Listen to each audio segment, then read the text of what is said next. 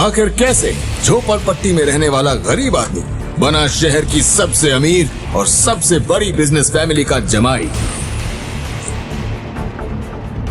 और जब उस गरीब की असलियत सबके सामने आई तो उसकी बीवी की आंखें खुली की खुली रह गई। सुनिए भारत में सबसे ज्यादा सुनी जाने वाली कहानी अगले कुछ मिनटों में। इंस्टा एम्पायर सिर्फ पॉकेट एफएम ऐप पर इंस्टॉल करें तुरंत।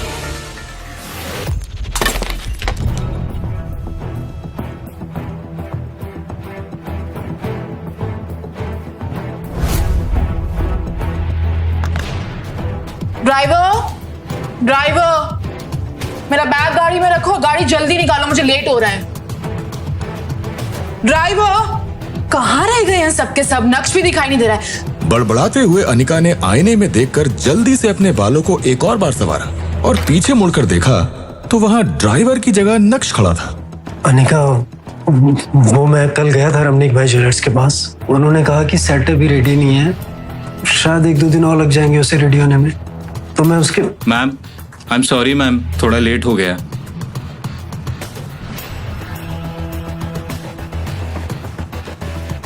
कोई भी काम तुम लोगों से एक बारी में क्यों नहीं होता है? पूरा दिन बस टाइम पास करते रहते हो। मजाले एक काम तुम लोग पूरा कर दो, बस बहाने बनाने आते हैं। सबके सब एक जैसे कामचोर। ये कहते हुए अनिका ने नक्श की ओर देखा और नक्श ने तुरंत ही अपना चेहरा नीचे कर लिया। तभी ड्राइवर ने सर झुकाकर धीमी आवाज में कहा, सॉरी मैम, आगे से नहीं होगा। Sorry, my foot. ये कहने के बाद जैसे ही अनिका अपना बैग उठाने लगी तो नक्श अनिका की मदद करने के इरादे से बोला, लो अनिका, मैं बैग ले लेता हूं। लेकिन इससे पहले कि नक्श बैग उठा पाता, अनिका ने बैग उठाकर ड्राइवर की तरफ बढ़ा दिया और नक्श को पूरी तरह से इग्नोर करके वो कमरे से निकल गई। कुछ देर शांत खड़े रहने के बाद जैसे ही नक्श पीछे मुड़ा, उसकी नजर एक फाइल पर पड़ी। जाहिर सी बात है, अनिका वो फाइल अपने बैग में रखना भूल गई थी। जैसे ही ये ख्याल नक्श को आया, वैसे ही उसने जल्दी से वो फाइल उठाई और अनिका के पीछे भागा।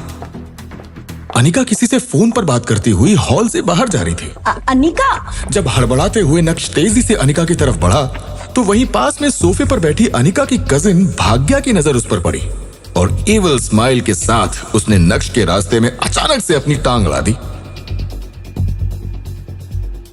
नक्श ने अपना बैलेंस खो दिया और वो सीधा जाकर अनिका की मां चित्रा से टकरा गया, जो हाथ में ग्रीन टी लिए सोफे की तरफ बढ़ रही थी। नक्श की टक्कर से ग्रीन टी चित्रा के कपड़ों पर फैल गई थी। ये देखते ही नक्श के होश उड़ गए और चित्रा की आंखें फटी की फटी रह गईं। ओह माय गॉड, ये तुमने क्या कर दिया? दूसरी तरफ नक्श चित्रा के गुस्से से पूरी तरह से वाकिफ था। उसे पता था कि अब उसकी शामत आना तय है। तुरंत ही नक्श ने माफी मांगते हुए कहा, सो सॉरी। वो एक्चुअली अनिका अपनी फाइल भूल गई थी और मैं उसके देने के लिए जा रहा था, लेकिन अचानक से आप बीच में आ गई और सॉरी। अच्छा, तो मैं साहबजादे के बीच में आ गई? हमें पर मारी भूल छे, हाँ? देख के नहीं चल सकता है, आखिर साड़ी खराब करी ना की। भाग्या को एक और मौका मिल गया। बड़ी माँ, आप ठीक तो हैं? अरे कोई डॉक्टर को बुलाओ। आप ठीक तो है ना बड़ी माँ? मेरी प्यारी बच्ची, तुझे मेरी कितनी फिक्र रहती है ना। हूँ ठीक छू, डॉक्टर की जरूरत न थे। आदमी ने मेरी पूरी साड़ी खराब कर दी। बड़ी माँ की इतनी महंगी साड़ी खराब कर दी। बड़ी माँ, ये तो एक्सक्लूसिव कलेक्शन की है। हाँ? एक तरफ भाग्या बात का बतंगड़ बना रही थी तो दूसरी तरफ नक्श ने देखा कि अनिका वापस अंदर आ रही है। नक्श चित्रा को इग्नोर करते हुए अनिका की ओर बढ़ा। अनिका, वो फाइल भूल गई थी तुम। अनिका नक्श को देखे बिना ही घर से बाहर निकल गई। बस अनिका की एक प्यार भरी झलक के लिए तरस गया था नक्श। ये है जावेरी परिवार का घर। सूरत की बड़ी बिजनेस फैमिलीज में से एक है। इस बड़े से शानदार घर में जावेरी खानदान का बड़ा परिवार रहता है और कई जॉइंट फैमिलीज की तरह इनके बीच में भी प्यार बस दिखावे का ही है। अक्सर यहाँ हर सुबह की शुरुआत ऐसे ही शोर शराबे से होती है और गलती चाहे हो या ना हो, इल्जाम हमेशा इस परिवार के दामाद यानी नक्श के सर पर ही आता है। पर नक्श ने कभी भी इस बात को दिल पर नहीं लिया। हर सुबह किसी और की गलती को अपने सिर लेकर मुस्कुराते हुए वो अपने काम में लग जाता है।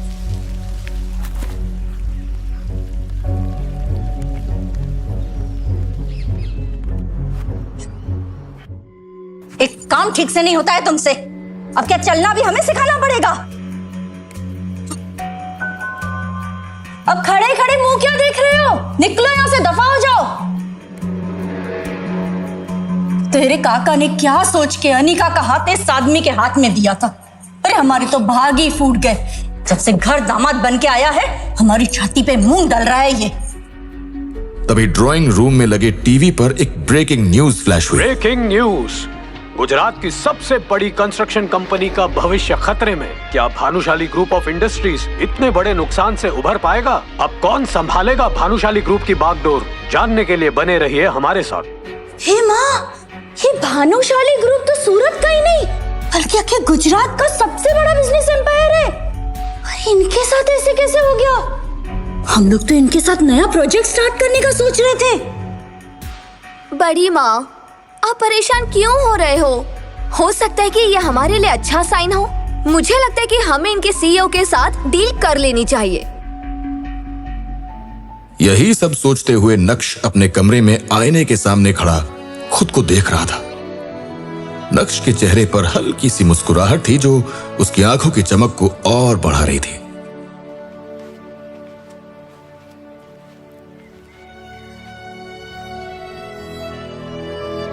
तभी नक्श की नजर अनिका के पिता रसिक जावेरी की एक तस्वीर पर पड़ी।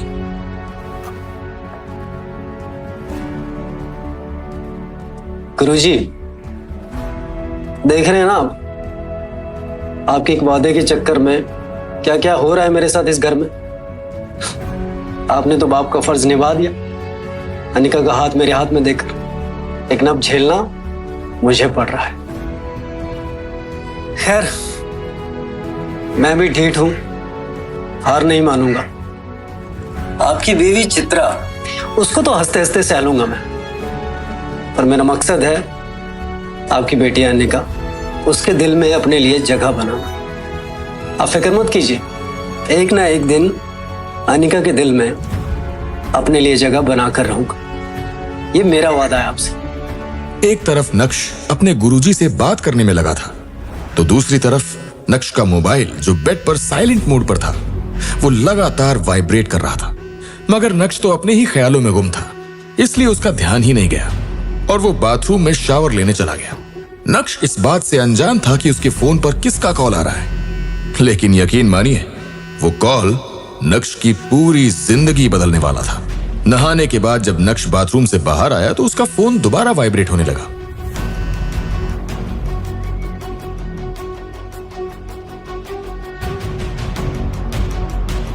नक्श बेटा, प्लीज फोन उठा लो। मैं जानता हूं तुम मुझसे नाराज हो, मुझे अपनी गलती का एहसास हो गया है। प्लीज मेरा फोन उठा लो, सिर्फ एक बार बात कर लो।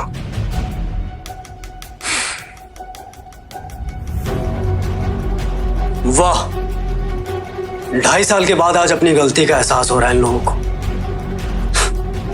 वाकई बहुत अजीब दिन है आज का।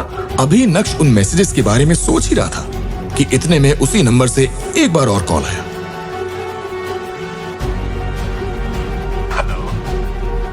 कुछ देर तक फोन के दोनों एंड पर सन्नाटा बना रहा।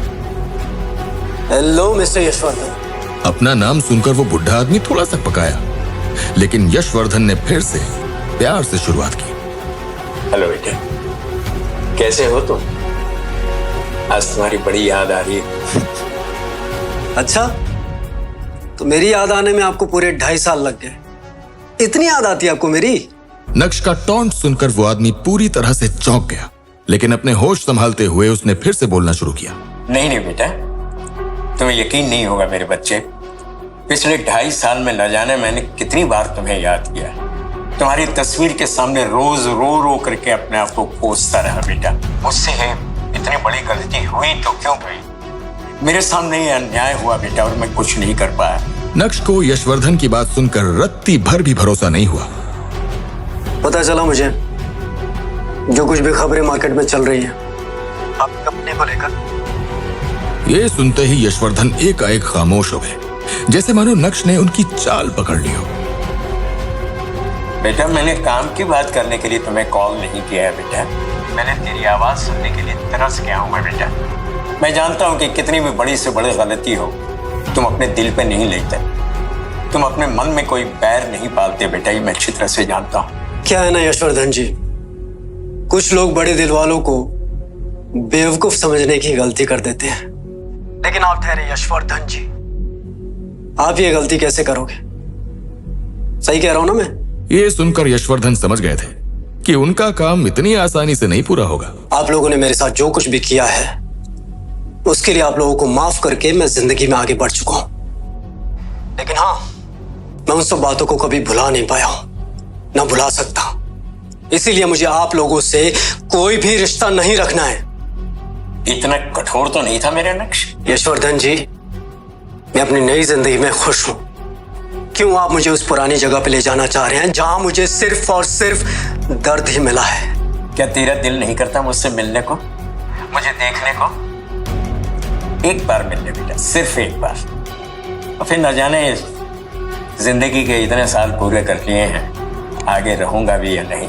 यशवर्धन बहुत अच्छे से जानते थे कि नक्श चाहे अपना दिल जितना भी सख्त कर ले, लेकिन इस बात पर वो पिघल ही जाएगा। नक्श स्ट्रॉन्ग हेडेड था, पर निर्दयी नहीं। एक बार, बस आखिरी बार। नक्श की बात सुनकर जैसे यशवर्धन की उम्मीदें दोबारा जाग उठी।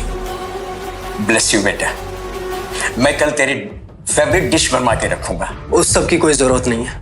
हम लोग घर पे नहीं मिलेंगे, हम लोग ऑफिस में मिलेंगे बिना तामझाम के। मैं कल भेज दूंगा बेटा। तू आ रहा है ना? वैसे तो यशवर्धन को नक्श का अंदाज पसंद नहीं आ रहा था, लेकिन अभी यशवर्धन को नक्श की बहुत जरूरत थी, और यही वजह थी कि वो नक्श की सारी बातें मान भी रहे थे। मैंने कहा ना, उन सब की कोई जरूरत नहीं है। मुझे पता है भानुशाली ग्रुप ऑफ इंडस्ट्रीज का ऑफिस कहां पर है, मैं पहुंच जाऊंगा।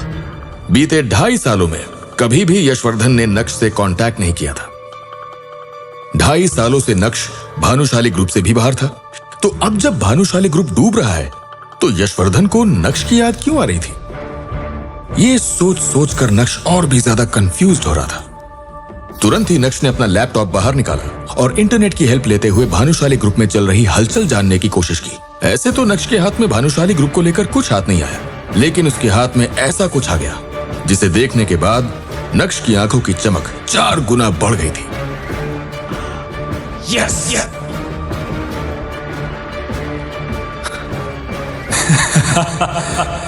जोर जोर से हंसते हुए बिस्तर से उठकर नक्श पागलों की तरह नाचने लगा था।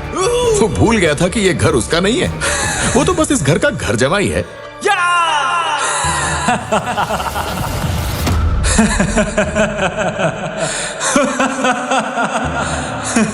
नक्श के हंसने की आवाज सुनकर चित्रा का दिल बाहर आ गया था। सुबह से शाम हो गई, लेकिन रह रहकर नक्श का पागलपन अभी भी जावेरी खानदान के घर में सुनाई दे रहा था। वो अलग बात है कि अब उस पागलपन को सुनने वाला कोई नहीं था।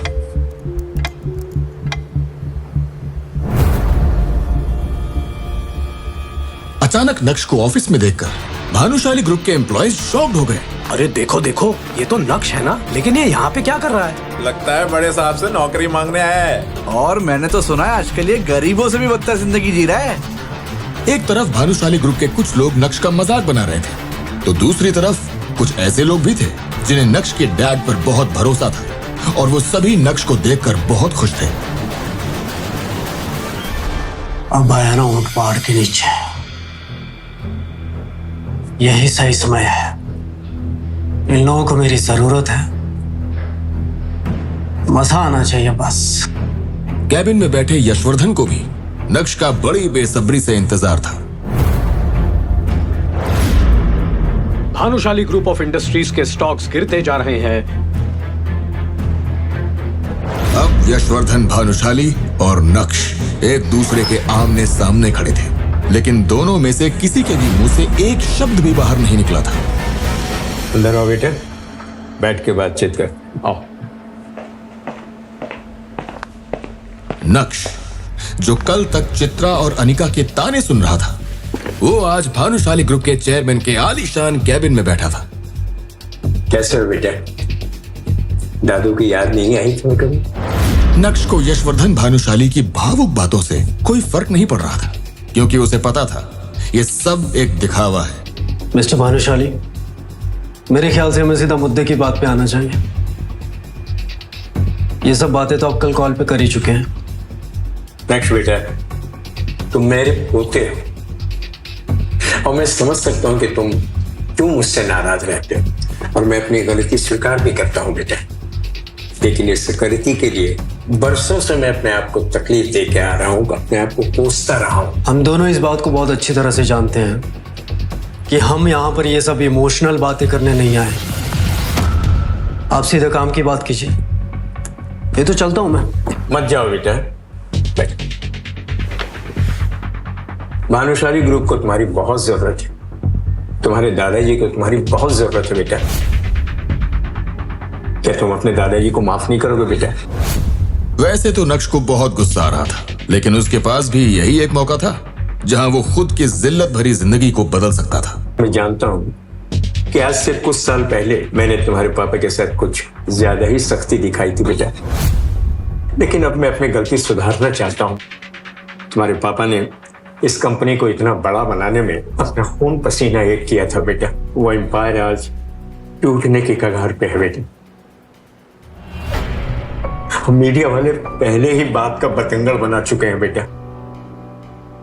नक्श ने अपने दादाजी को इतना लाचार और असहाय आज से पहले कभी नहीं देखा था। उनकी आंखों में आंसू देखकर उसे यह एहसास हो गया कि वो झूठ नहीं बोल रहे हैं, बल्कि उन्हें सच में उसकी जरूरत है। मगर नक्श भानुशाली ग्रुप के सीईओ दर्पण भानुशाली यानी अपने चाचा को बिल्कुल भी पसंद नहीं करता था।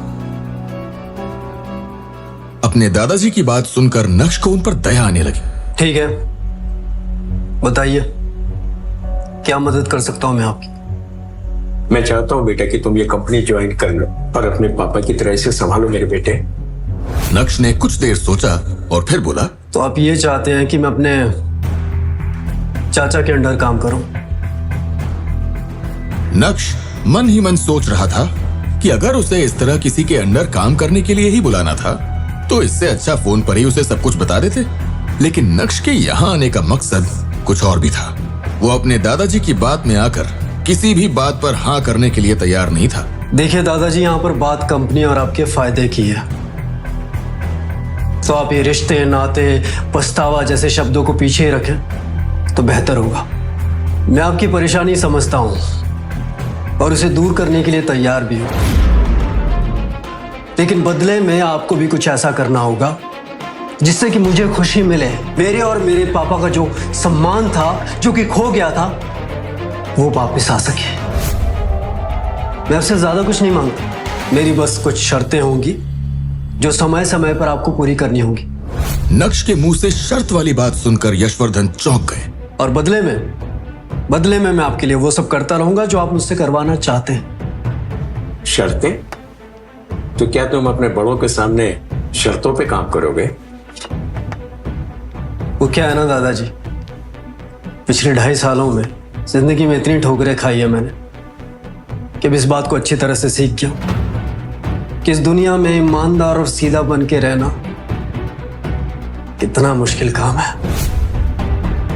तो शायद अब दुनिया के तौर तरीकों के हिसाब से ही बात करूंगा तो वही मेरे लिए सही होगा। और वैसे भी जरूरत आपको मेरी है,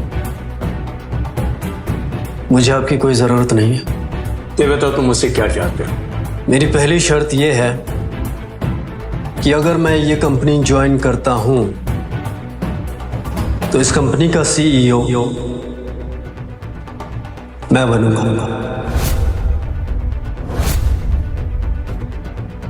ये क्या कर रहे हो बेटा? तुम अपने चाचा की जगह कैसे ले सकते हो बेटा? ठीक वैसे ही जैसे चाचू ने मेरे डैड की जगह ली थी। नक्श की बात सुनकर उसके दादाजी ने कुछ देर सोचा और कहा, ऐसी बात नहीं है बेटा, लेकिन मुझे पता था कि आपने मुझे यहां बुलाया है ना, ये इसलिए बुलाया है क्योंकि चाचू का बिजनेस डूब रहा है, उसे बचाने के लिए।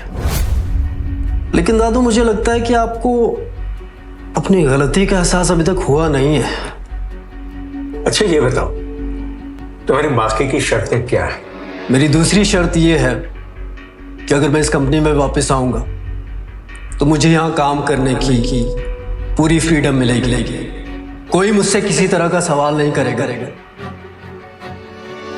पैसा कहां से आ रहा है, कहां जा रहा है, ये सब मेरी देखरेख में होगा। No if no but. और शर्तें अभी खत्म नहीं हुई है और कभी होंगी भी नहीं। इस कंपनी को मेरे हिसाब से चलना होगा। तुम्हारी शर्तें सुन के लग रहा है बेटा जैसे तुम किसी जन्म का बदला लेना चाहते हो मुझसे। कोई बात नहीं, मुझे तुम्हारी ये शर्तें भी मंजूर हैं।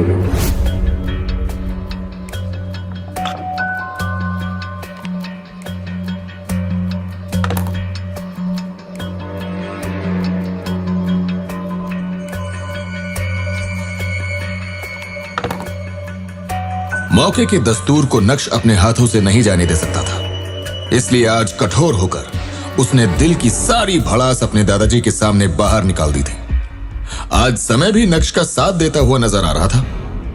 नक्श का ये रूप यशवर्धन ने पहली बार देखा था। उन्होंने तो नक्श को बहुत सीधा साधा समझा था और उन्हें लगा था कि नक्श से बात करना बहुत आसान होगा, लेकिन मिलने के बाद उनकी सोच पूरी तरह से गलत साबित हुई थी। शायद उन्हें भी समझ में आ गया था कि नक्श को सब पता चल गया है। मैं नहीं जानता बेटा कि तुम्हारी इन शर्तों से तुम्हारे चाचा पे क्या असर पड़ेगा, लेकिन सच बताऊं तो मेरे पास वो कोई ऑप्शन नहीं है बेटा। बेशक तुम अगले हफ्ते से भानुशाली ग्रुप के सीईओ नियुक्त कर दिए जाओगे बेटा। बात खत्म होते ही यशवर्धन ने सिर झुका लिया, लेकिन नक्श भी वहां पूरी तैयारी के साथ आया था। इसलिए नक्श ने अपने दादाजी के सामने एक एग्रीमेंट पेपर रखा और उसे साइन करने के लिए कहा। तो बेटा तुम्हें मुझ पर भरोसा नहीं? जो कुछ भी आपने मेरे पापा के साथ किया उसके बाद मैं सिर्फ आपके साइन पर ही भरोसा कर सकता हूं। अग्रीमेंट की एक कॉपी साथ में, अब सारी फॉर्मेलिटीज पूरी कर दीजिए। और हाँ, इस बात को दिल पर मत लेना, क्या ना दादू हैं आप मेरे, इतना तो अपने पोते के लिए कर ही सकते हैं। हो सकता है शायद आपका पछतावा भी थोड़ा कम हो जाए।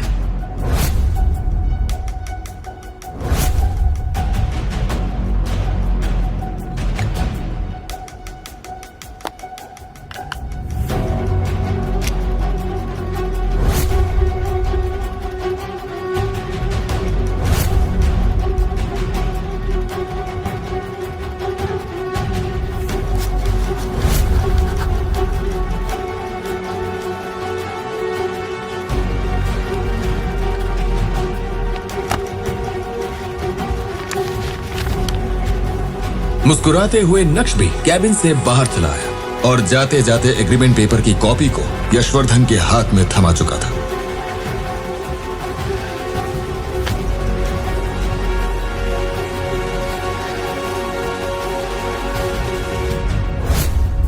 चार साल पहले कॉलेज पास आउट होने के बाद जब नक्श ने अनिका के पापा के साथ काम करना शुरू किया था, तब सिर्फ अनिका के पापा ही थे जो ये जानते थे कि नक्श का पूरा नाम नक्श भानुशाली है।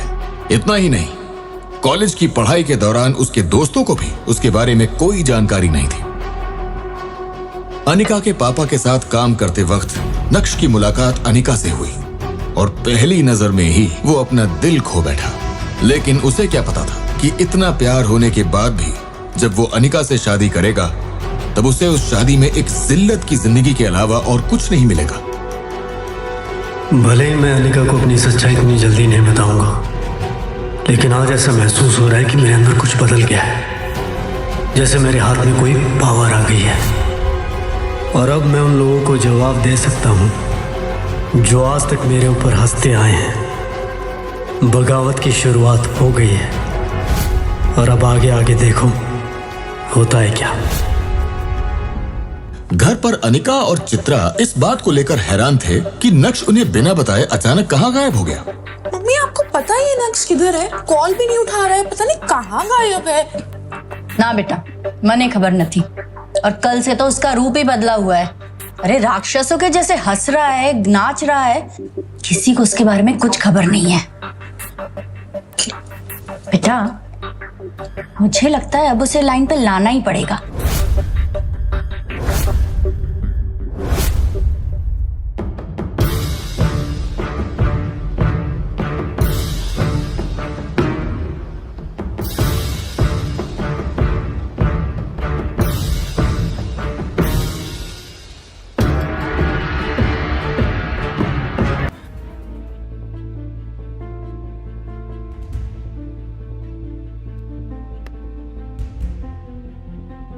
आज मैं सोच रही थी इस महाशय को ऑफिस लेके जाऊंगी, लेकिन ये तो गायब है।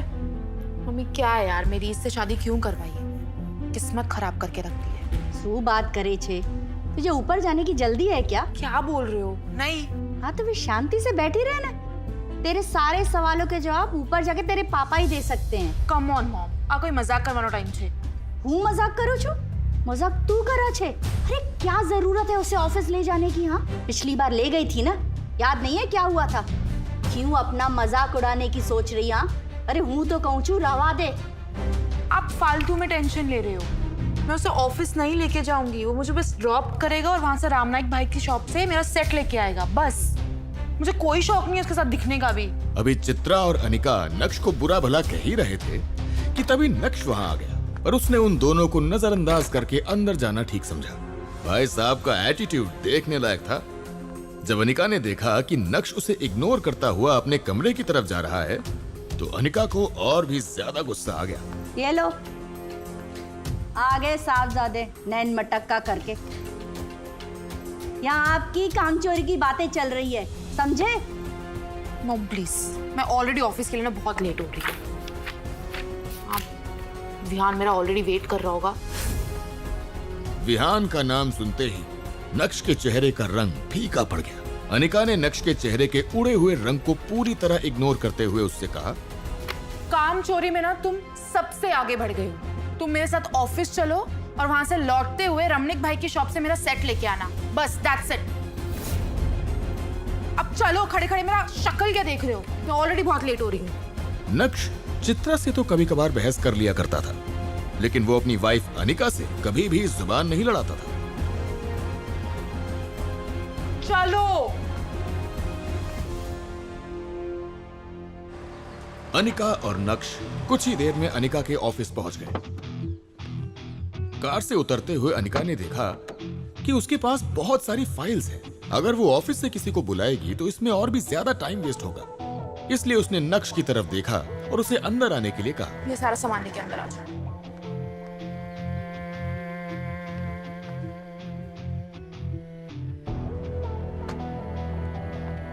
अनिका जब अपने कैबिन में पहुंची तो उसका दोस्त और बिजनेस पार्टनर विहान बजाज पहले ही वहां बैठा उसका इंतजार कर रहा था। कहाँ रह गई थी तुम यार? तुम्हें पता है मैं पिछले 1 घंटे से तुम्हारा इंतजार कर रहा हूँ यार। ये आदमी इतना खाली है कि 1 घंटे से यहाँ बैठा मेरी बीवी का इंतजार कर रहा है। अपने चेहरे पर अपॉलॉजीज लिए अनिका ने कहा, आई एम सो सॉरी, कुछ लोगों की वजह से घर से निकलने में देर हो गई। अनिका की बात सुनकर विहान के 1 घंटे इंतजार करने की शिकायत एक पल में ही गायब हो गई और वो बस मुस्कुराते हुए अनिका को ही देखे जा रहा था।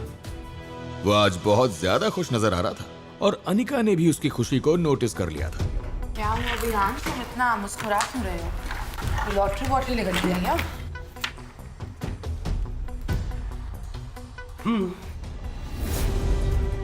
कुछ ऐसा ही समझ लो। अब तुम्हारा आना किसी लॉटरी से कम है क्या? विहान भाई साहब, अब भूल रहे हैं कि ये ऑफिस है और दोस्ती की एक सीमा होती है जो शायद आपको कायम रखनी चाहिए। तुम बीच में मत बोलो। विहान तुम क्या बोल रहे थे? मैं कुछ समझी नहीं। विहान समझ गया था कि अनिका उसकी बात से थोड़ी अनकंफर्टेबल हो गई है, इसलिए उसने झट से बात बदल दी और बोला, अब खैर छोड़ो ये सब बातें यार। ये बात इंपॉर्टेंट नहीं है कि मैं आज इतना खुश क्यों हूं, बल्कि ये इंपॉर्टेंट है कि मैं आज तुम्हारे लिए एक स्पेशल गिफ्ट लाया हूं, just for you. Tada, necklace, a rare diamond necklace. ये तुम मेरे लिए लेके आए हो? अनिका नहीं जानती थी कि नक्श भानुशाली खानदान से ताल्लुक रखता है। भानुशाली ग्रुप रेयर डायमंड के बिजनेस में भी है और क्योंकि नक्श भानुशाली ग्रुप का हिस्सा रह चुका था इसलिए उसे डायमंड की अच्छी खासी परख थी। ये तो रेयर डायमंड नेकलेस का कॉपी है। एक्चुअली अनिका, ये ओरिजिनल नहीं, फेक है। तुम चुप रहोगे? कितनी बारी बोला बीच में मत बोला करो। नक्श की बात सुनकर विहान भी ये समझ गया था कि अब वो उस फर्स्ट कॉपी नेकलेस को ओरिजिनल बताकर अनिका को बेवकूफ नहीं बना सकता है। हाँ, ऑफ कोर्स ये हार रेड नेकलेस तो नहीं है, पर है असली हीरे का। बस इसकी क्वालिटी ना रेड डायमंड से थोड़ी सी कम है, बस थोड़ी सी। पर यू नो व्हाट, जिस दिन मुझे रेड डायमंड मिल गया ना, मैं उसे तुम्हारे लिए जरूर लेकर आऊंगा, एंड दैट्स माय प्रॉमिस। वैसे विहान भाई साहब, मजाक अच्छा कर लेते हैं आप। क्या है ना, जिस रेयर डायमंड नेकलेस की आप बात कर रहे हैं वो पूरे इंडिया में सिर्फ 10 पीसेज हैं। अनिका, मैं तो कहता हूँ कि ये नकली हीरो का हार इन्हें वापस कर दो। मुझे नहीं लगता कि ये अपना वादा पूरा कर पाएंगे। आज अनिका को विहान की हरकत से ज्यादा इस बात पर हैरानी हो रही थी कि अचानक नक्श के अंदर हर बात का जवाब देने की हिम्मत कहां से आ रही है। तुम चुप रहोगे? अब बोल तो उसकी खुल चुकी थी, तो वो करता भी क्या? शांति से चुप बैठने के अलावा उसके पास करने के लिए और कुछ भी नहीं था। पर इस वक्त अनिका के पास विहान को दिलासा देने के अलावा और कोई चारा नहीं था। अनिका की कंपनी ठीक से चल नहीं रही थी और अपने लॉसेस से उभरने के लिए उसे विहान जैसे बिजनेस पार्टनर की बहुत जरूरत थी। तो क्या हुआ अगर ये कम क्वालिटी वाला नेकलेस है? तो ये तो जाहिर सी बात है ना कि हर कोई उस नेकलेस को अफोर्ड नहीं कर सकता, राइट?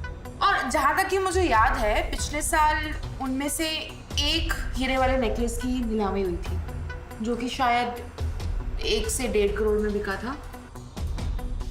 मुझे ये तो नहीं पता वो हीरे के नेकलेस को किसने खरीदा था, लेकिन विहान, तुम्हें कोई रेयर डायमंड वाले नेकलेस के लाने की जरूरत नहीं है।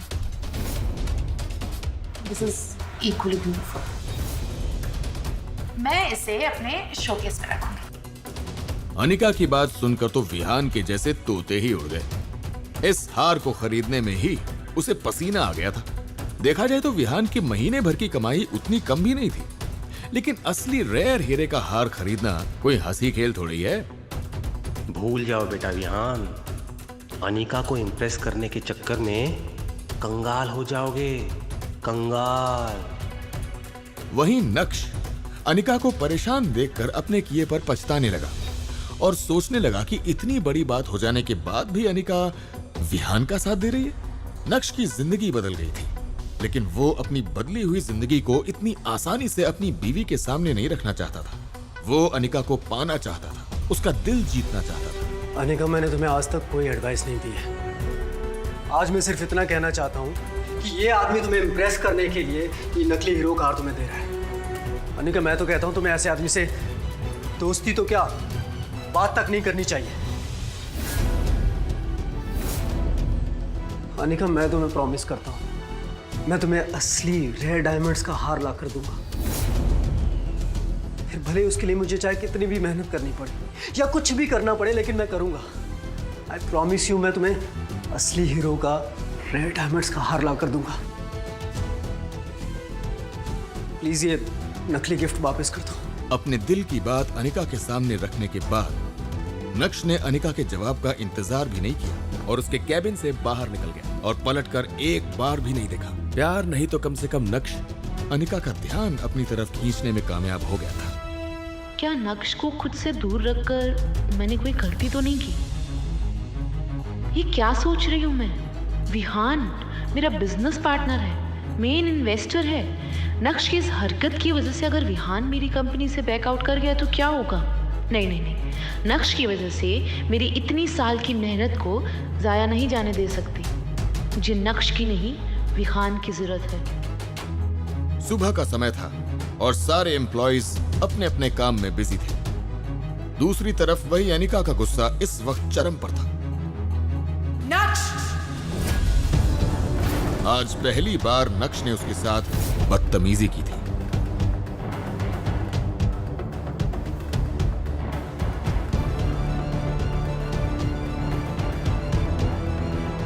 ये क्या पागलपन है? तुम्हें किसने हक दिया मुझे ऐसी बेतुकी सलाह देने का? हिम्मत कैसे हुई तुम्हारी? गलती कर दी तुमने ऑफिस लाकर। चुपचाप यहां से निकल जाओ। This get lost fast. नक्श ने अनिका की इस बात का भी कोई जवाब नहीं दिया। वो जानता था कि वो जितना बोलेगा उतना ही अनिका का गुस्सा बढ़ता जाएगा। उसे अनिका से जो कहना था वो उससे कह चुका था। जैसे तैसे अनिका ने अपने गुस्से को दबाते हुए मामले को खत्म करने की कोशिश की, लेकिन उसे क्या पता था कि अभी तो मामले की बस शुरुआत हुई थी। अबे ओए, रुक! भागता कहाँ है बे? बीते 2.5 सालों में जिस नक्श के मुंह से एक आवाज नहीं निकली, वो नक्श आज अनिका को सलाह दे रहा था। कैसे? नक्श की हिम्मत के पीछे कौन छुपा था? क्या नक्श का अपनापन देखकर अनिका के दिल में नक्श के लिए कुछ होगा, या फिर अनिका को बस अपने बिजनेस की ही पड़ी थी? विहान और नक्श के बीच क्या होगा? क्या विहान गुस्से में नक्श पर हमला करने वाला था? अगर ऐसा हुआ तो क्या अनिका नक्श को बचाएगी, या फिर विहान का दांव उल्टा पड़ता हुआ नजर आएगा? जानने के लिए सुनिए insta empire only on pocket FM।